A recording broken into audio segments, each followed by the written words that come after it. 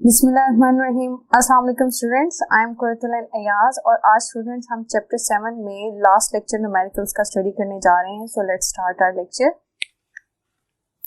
जी students, numerical में हम further question number 20 को डिस्कस करेंगे। क्वेश्चन नंबर 20 की स्टेटमेंट है, if heat of neutralization of HCl and sodium hydroxide is -57.3 kilo joule per mole, यानी जब एसिड और बेस का रिएक्शन हुआ, एसिड हमारा HCl है, बेस यहाँ पर सोडियम हाइड्रोक्साइड है, ये जब आपस में रिएक्ट किया तो क्या न्यूट्रलाइजेशन रिएक्शन होता है, सॉल्ट और वाटर बनता है और कितनी अमाउंट ऑफ हीट जो है वो इवॉल्व हुई, that is -57.3 kilo joule per mole. Minus sign indicate कर रहा है कि न्यूट्रलाइजेशन रिएक्शन क्या है, एक्सोथर्मिक है।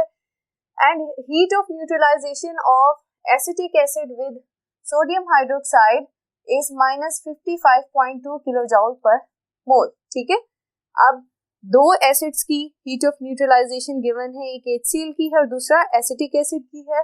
आपसे पूछा जा रहा है calculate enthalpy of ionization of acetic acid. तो स्टूडेंट्स हम पहले इस जो हमारी गिवन स्टेटमेंट है उसे देखते हैं कि हमारे पास क्या डेटा आता है, हमारे पास क्या चीजें गिवन है वो हम डेटा के अंदर लिखते हैं। Heat of neutralization of HCl and sodium hydroxide. HCl is an acid, it's mean कि एसिड क्या प्रोवाइड कर रहा है, प्रोटॉन, और बेस क्या है, दैट इज सोडियम हाइड्रोक्साइड, और बेस से क्या मिलता है, हाइड्रोक्सिल आयन। ये आपस में मिलेंगे, वाटर फॉर्मेशन होती है। ठीक है स्टूडेंट्स, आपको याद होगा जहां हमने हीट ऑफ न्यूट्रलाइजेशन टॉपिक में स्टडी किया था वहां हमने आपको ये चीज बताई थी कि न्यूट्रलाइजेशन रिएक्शन में सिर्फ एक ही केमिकल रिएक्शन हो रहा होता है कि positive ions provided by acid और hydroxyl ion provided by base, ये आपस में रिएक्ट करके वाटर बनाते हैं। फर्दर जो बाकी आयंस होते हैं, सोडियम एंड क्लोराइड, ये उसी तरह से आयनिक फॉर्म में प्रेजेंट होते हैं।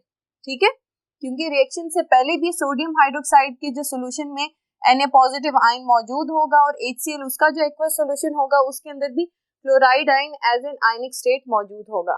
सिर्फ जहां केमिकल रिएक्शन होता है एसिड से प्रोटॉन और बेस से हाइड्रोक्सिल, ये आपस में रिएक्ट करके वाटर मॉलिक्यूल जो है वो बनाते हैं। ठीक है स्टूडेंट, अब heat of neutralization of acetic acid with sodium hydroxide, यानी कि CH3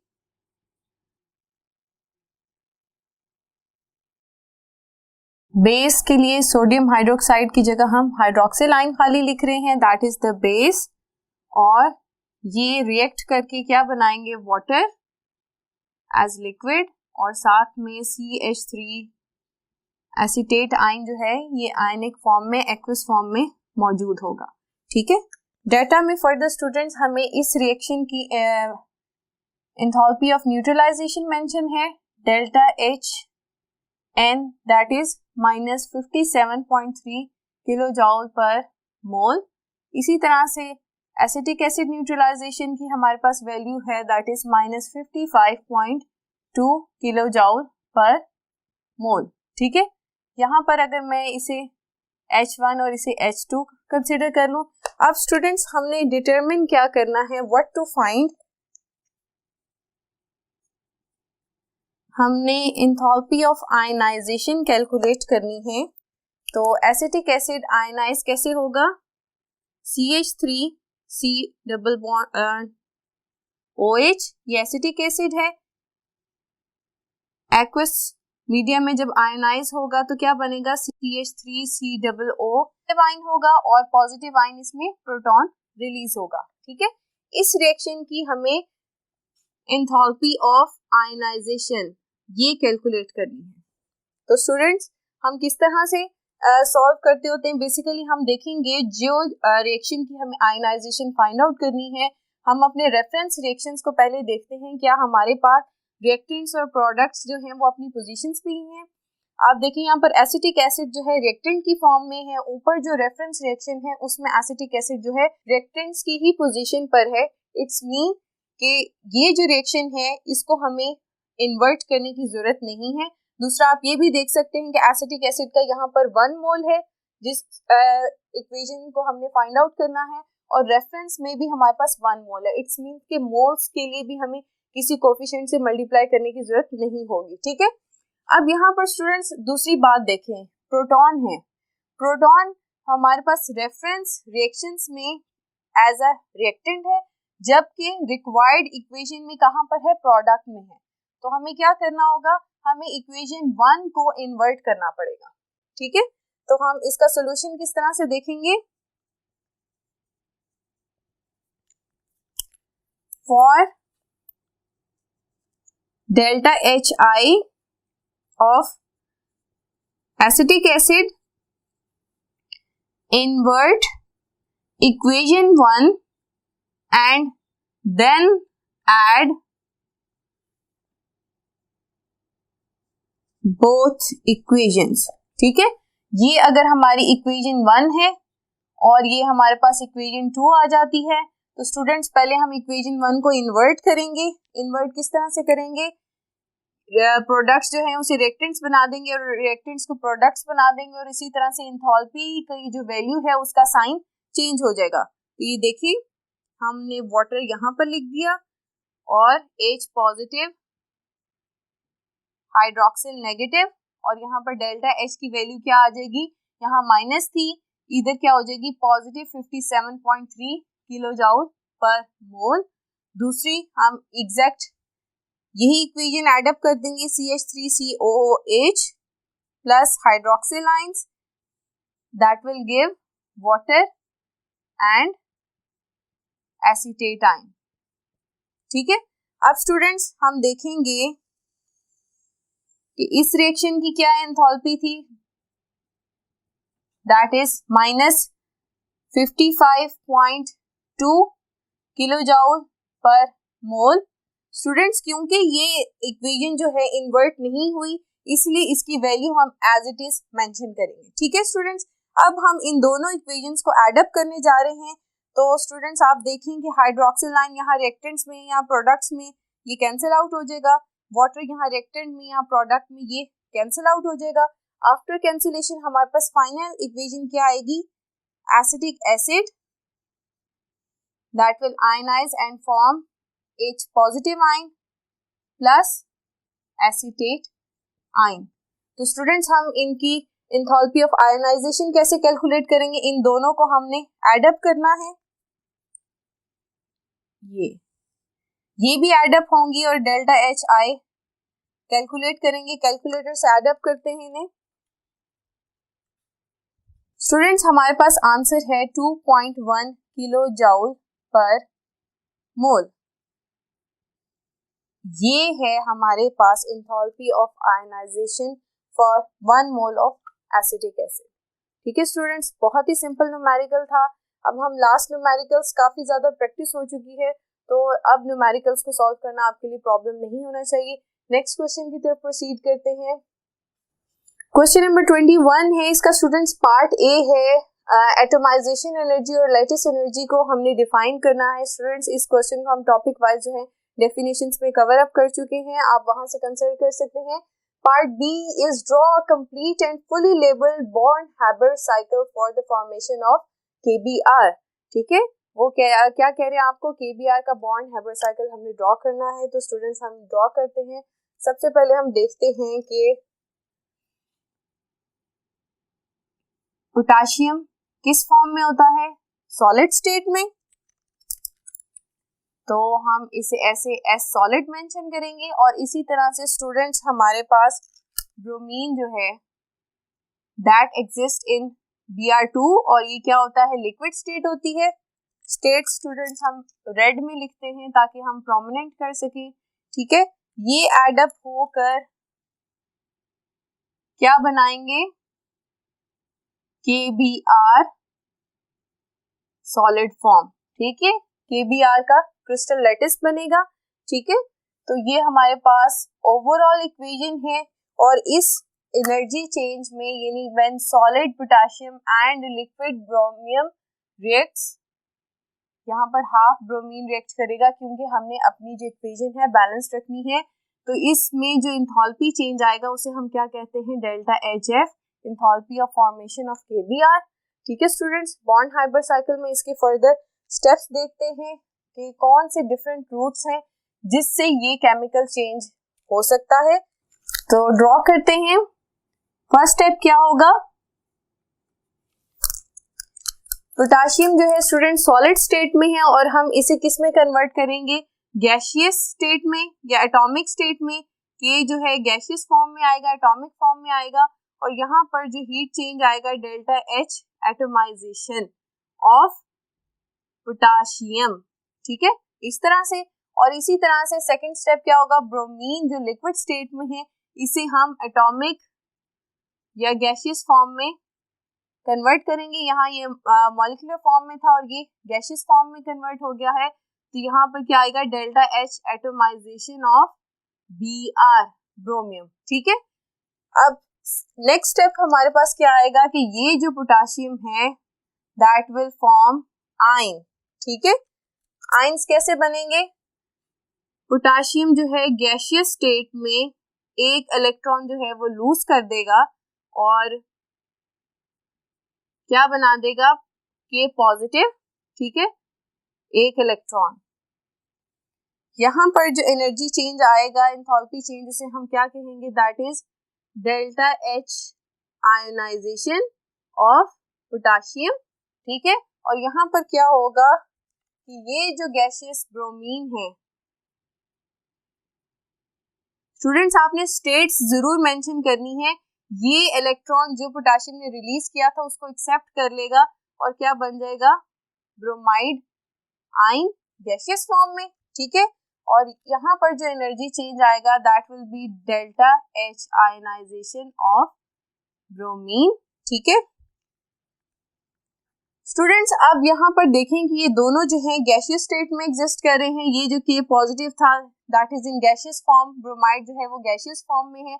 अब ये दोनों आयंस जो हैं आपस में कंबाइन करेंगे और इनके कॉम्बिनेशन से हमारे पास क्या बनेगा, KBr, ठीक है। When opposite gaseous ions combine to form solid ionic crystal, तो जो हीट चेंज आएगा या एंथैल्पी चेंज आएगा उसको हम क्या कहते हैं, डेल्टा HL। ये क्या है, लैटिस एनर्जी हम इसे कहते हैं, क्योंकि यहाँ पर क्या हो रहा है, आयनिक कंपाउंड्स आपस में मिलकर क्या बना रहे हैं, एक कंप्लीट आयनिक लैटिस बना रहे हैं। आयनिक कंपाउंड डेवलप हो रहा है सॉलिड स्टेट में। तो स्टूडेंट्स ये है bond Haber cycle for KBr, bond Haber cycle for KBr। Okay students, हमने लेबलिंग इसकी प्रॉपर की है, स्टेट्स मेंशन की हैं, हर स्टेट पे जो एनर्जी कन्वर्जन हो रही है उसको भी लेबल किया है। और इसी तरह से स्टूडेंट्स इसकी फर्दर वैल्यूज आप अगर लिखना चाहते हैं तो ये हमारे पास जो नेक्स्ट पार्ट है उसके अंदर इसकी वैल्यूज गिवन है। पार्ट सी है calculate the latest energy of KBr। इसके अंदर जो डाटा है वो इसी स्टेप्स की वैल्यूज का है, ठीक है स्टूडेंट्स। बॉन्ड हाइबर साइकिल फिलहाल यहाँ पर हमने ड्रॉ कर लिया है, ये आपका क्वेश्चन जो है कंप्लीट हो गया, ठीक है। इसका पार्ट सी जो है calculate the latest energy of KBr, ये स्टूडेंट्स हमारे पास कुछ डाटा गिवन है जिसके थ्रू हमने क्या कैलकुलेट करनी है, लेटेस्ट एनर्जी को कैलकुलेट करना है। देखते हैं हमें क्या डाटा रिक्वायर्ड है। ये गिवन इंफॉर्मेशन थी, इसको हम डाटा में कॉपी कर लेंगे तो हमारा डाटा क्रिएट हो जाएगा। अब यहाँ पर क्या है कि K in the form of solid and half Br in the form half bromine in liquid state will form KBr solid. It's mean कि ये वो रिएक्शन है, डेल्टा HF गिवन है, ठीक है।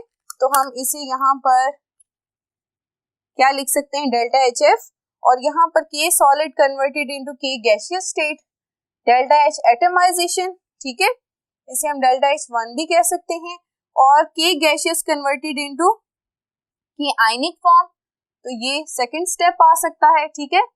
ये हमारा क्या था, फर्स्ट स्टेप, ये था सेकंड स्टेप, ये थर्ड स्टेप, ये फोर्थ स्टेप, और ये हमारे पास क्या आ जाएगा, फिफ्थ स्टेप, ठीक है। ये फर्स्ट स्टेप की एनर्जी है, सेकंड स्टेप की, ये थर्ड स्टेप। यहाँ पर क्या मेंशन है, ब्रोमीन जो है मॉलिक्यूलर फॉर्म से एटॉमिक फॉर्म में कन्वर्ट हुआ है, उसकी एनर्जी हमें गिवन है।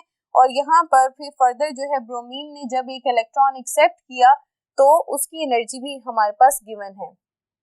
यानी स्टूडेंट्स इन 4 स्टेप्स की हमारे पास एनर्जी गिवन है और डेल्टा एच एफ जो डायरेक्ट केमिकल चेंज आया है उसकी एनर्जी भी गिवन है। लेकिन जो ये लास्ट स्टेप है, 5th स्टेप, ठीक है, इसके अंदर जो लेटेस्ट एनर्जी की वैल्यू है वो हमें गिवन नहीं है, तो वो हम किस तरह से कैलकुलेट करेंगे हम देखते हैं जी। टू फाइंड, हमने क्या फाइंड आउट करना है, delta H L latest energy of KBr ये मालूम करनी है। तो स्टूडेंट्स आपको याद होगा फॉर्मूला हमने बॉर्न-हाइबर साइकिल के लेक्चर में स्टडी किया था कि delta H F is equal to delta H X plus delta H L, ठीक है। अब ये डेल्टा एच एफ तो आपको समझ आ रहा है कि ये हमने कहा था डायरेक्ट चेंज जब आएगा तो इसे हम एंथैल्पी ऑफ फॉर्मेशन मेंशन करते हैं, और डेल्टा एच एल भी हमें समझ आ रहा है कि जो लास्ट स्टेप है जिसमें ऑपोजिट आयंस जो है in the form of gaseous state ये कंबाइन होते हैं और लेटिस बनाते हैं, तो इसको हम क्या कहते हैं, डेल्टा एच एल। तो यहाँ पे डेल्टा एच एक्स क्या है स्टूडेंट्स, डेल्टा एच एक्स क्या होगा हमारे पास कि आयंस बनने से पहले जो स्टेप्स हमने फॉलो अप किए थे उन सबको हम जब सम अप करते हैं तो हमारे पास क्या आ जाता है, डेल्टा एच एक्स। ये जो सारे स्टेप्स हैं इनको जब आप सम अप करेंगे तो ये क्या वैल्यू देंगे, डेल्टा एच एक्स की वैल्यू देंगे। तो ये स्टेप्स कौन से थे, फर्स्ट स्टेप के लिए डेल्टा एच वन आएगा, delta H one plus delta H two plus delta H three and plus delta H four. ये चारों की चारों स्टेप्स को जब आप एडअप करेंगे तो हमारे पास किसकी वैल्यू आ जाएगी, डेल्टा एच एक्स की वैल्यू आ जाएगी। तो हमने फाइंड आउट क्या करना है, डेल्टा एच एल। तो फॉर्मूला रीअरेंज करते हैं, हमारे पास फाइनल फॉर्मूला क्या आएगा, delta H L will be equal to delta H F minus delta H X. ये फॉर्मूला है जिसके अंदर हमने वैल्यूज पुट करेंगे और हमारे पास वैल्यूज आ जाएंगी। तो स्टूडेंट्स हम सबसे पहले ऐसे करते हैं कि डेल्टा एच एक्स की वैल्यू कैलकुलेट कर लेते हैं, क्योंकि डेल्टा एच एफ की वैल्यू तो ऑलरेडी हमारे पास है। तो आइए कैलकुलेट करते हैं delta H X. Delta H X is equal to delta H one plus delta H two plus delta H three plus delta H four, ठीक है।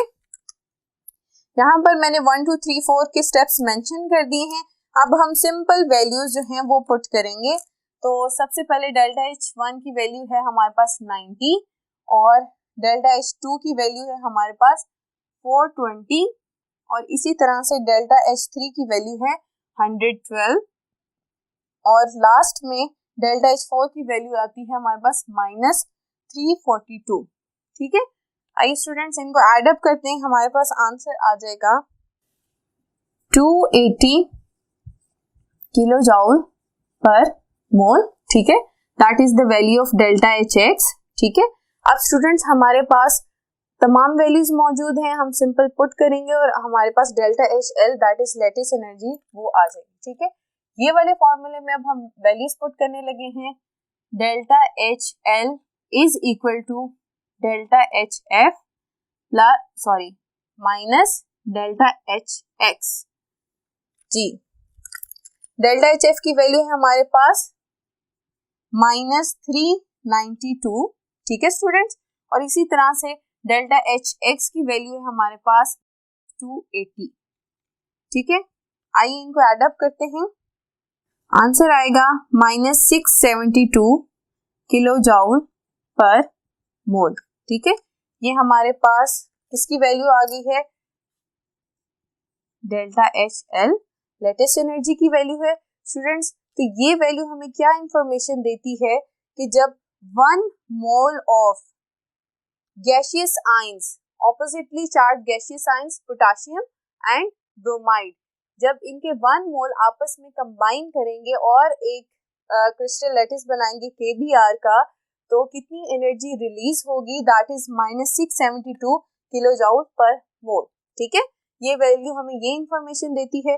स्टूडेंट्स आपने देखा कि हमने बॉर्न-हाइबर साइकिल के डेटा को यूज करते हुए लेटेस्ट एनर्जी को कैलकुलेट किया और बॉर्न-हाइबर साइकिल की ये एप्लीकेशन भी है, या आप कह लें कि हेज़ेस लॉ की एप्लीकेशन थी कि हम बॉर्न-हाइबर साइकिल की मदद से latest energy of ionic compounds को कैलकुलेट करते हैं, जो कि फर्दर यूजफुल होती है आयनिक बॉन्ड्स की आयनिक कंपाउंड्स की प्रॉपर्टीज को डिस्कस करने के लिए।